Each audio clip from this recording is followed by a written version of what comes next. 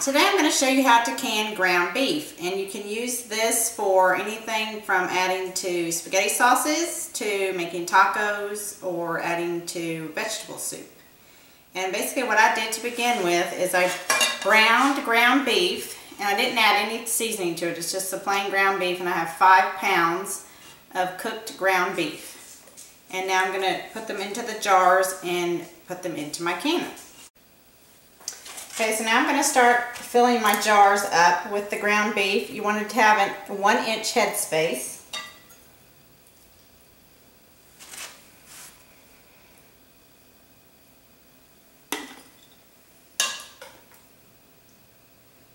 And I've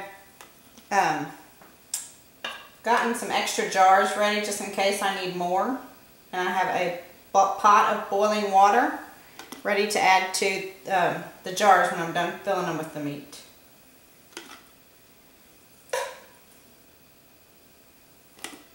When I cook this ground beef, I didn't drain any of the fat off.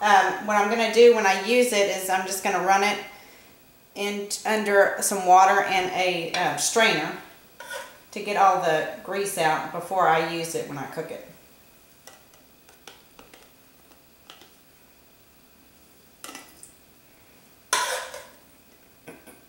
And I'm using wide mouth jars because I think that's just easier to get the meat in and out of it.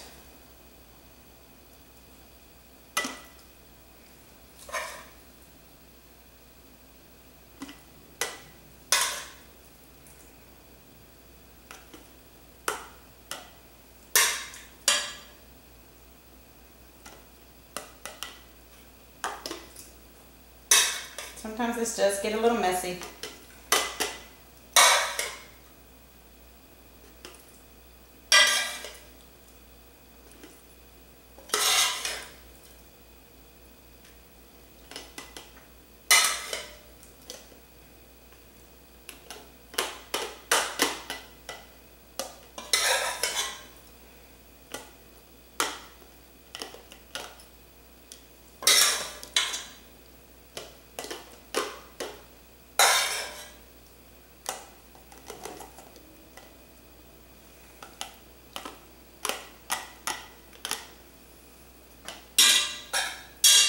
I have a little bit of meat left in the pot, but what I'm going to do is kind of fill these with a little bit of water and then get all the air out, and then maybe I'll have room to add that instead of using a whole new jar. Because it's not quite enough to fill a jar, quart jar.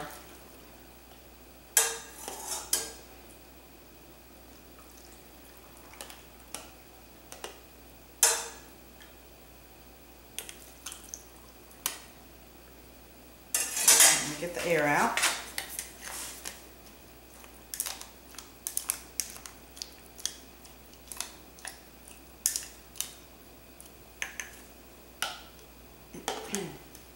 That way I have lots of extra room in these jars to fill the rest of the meat.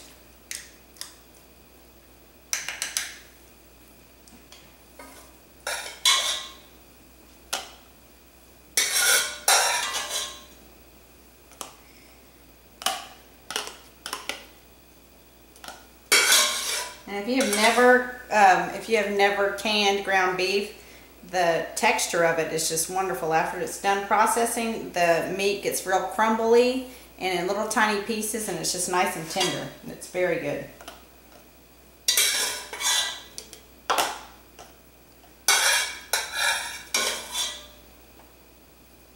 One last little scoop.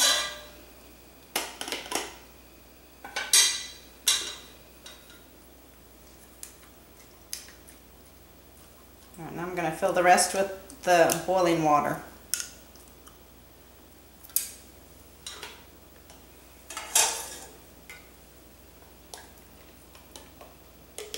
And you need a 1-inch head space, which is just about underneath the little screw top of the jar.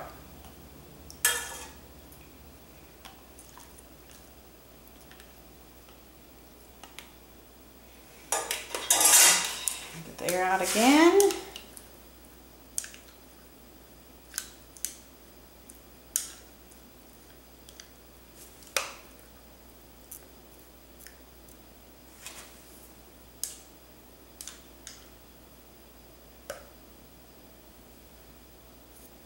Alright, now what I'm going to do is wipe the rims of the jars with a little bit of vinegar, and that's to get all the grease. If there's any grease on the rim, the vinegar will get it off instead of just using plain water.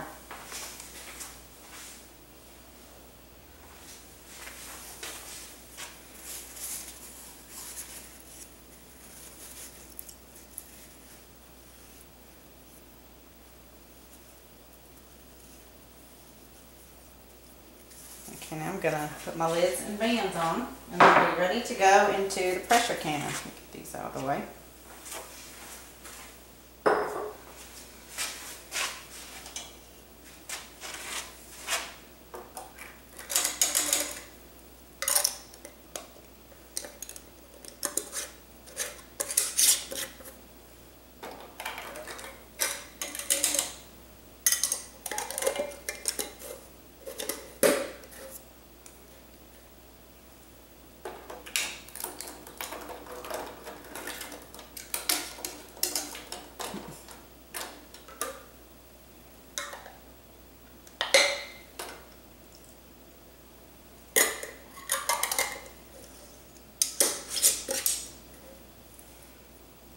Fingertip tight, and these jars are ready to go into the pressure canner.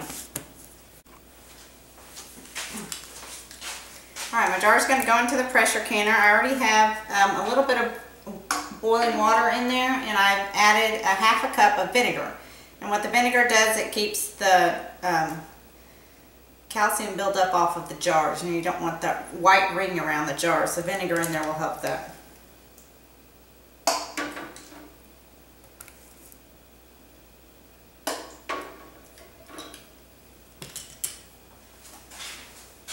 And now I'm going to add some more water to that, to where the water's like halfway up to my jars.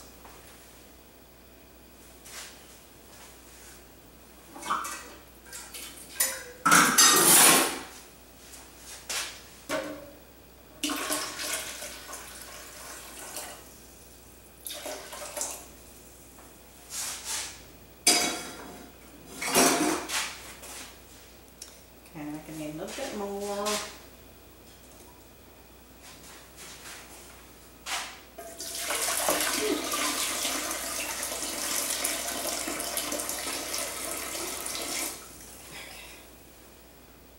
Should do it. So now my jars are ready to begin pressure canning. So I'm going to put the lid on.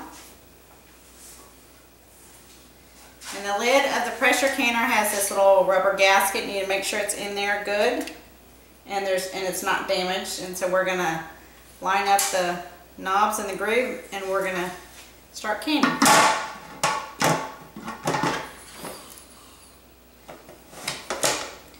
Okay, now I've got the lid on, and I'm going to turn the heat on, and it needs to vent for 10 minutes. Now I've got the heat on high just to get it going, so it will start to boil faster, and then it'll just get to the steam in the vent a little bit quicker. Okay, I wanted you to see the steam coming out. That's the kind of steam you want to come out, and you let it steam for 10 minutes before you put the pressure gauge on. And when 10 minutes is over, I'll come back. I wanted to show you something on the pressure canner before my time is up and I need to put the gauge on. If you look at this, one of the handles has a little red button, and when that button pops up, that means the pressure is built up in the pot, and you never want to open the lid when that little red button is up. So it'll stay up the whole process, and then when it's all done and the heat's turned off, it usually takes about 30 to 45 minutes for the pressure and the heat to go down in the pot. And so you'll need to wait that long for the little button to go down. Then you can open up the canner when everything's over. Okay, 10 minutes is up, and I'm going to put my 10-pound pressure gauge on there, and this is what it looks like. This is 10 pounds. And this is the size you use from if you're at altitude 0 to 1,000 feet. So it just goes right on this little stem. And make sure you use a glove so you don't burn yourself with the steam. And then I'll come back and show you what it looks like when it's reached pressure again. It's going to start to spew and kind of steam. It's going to jiggle around and steam's going to come out of those holes. And once it does that, then you can start your timing for the pressure canning, the processing time. And for ground beef, it's an hour and a half. So I'll come back when the gauge is jiggling and I'll show you what it looks like.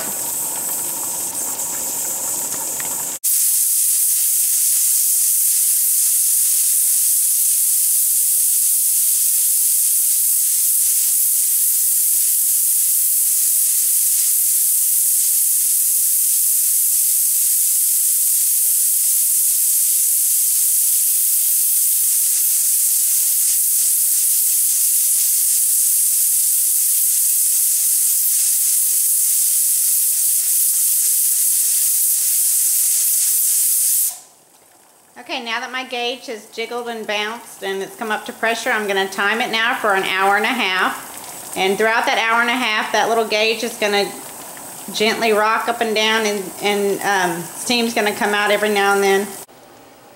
Okay, as you can see, my ground beef is done processing, and it rested for the amount of about 30 to 40 minutes for the pressure to go down. And you can tell that it's still bubbling, but I just wanted you to kind of look a lot closer to see if you can see look how small the ground beef has crumbled up, and that's really nice and tender. And so we're just gonna sit there and let those sit there and seal and cool down, and I'm gonna label them and put them in my pantry, and we can have them for tacos or meat sauce for spaghetti or add it to a soup.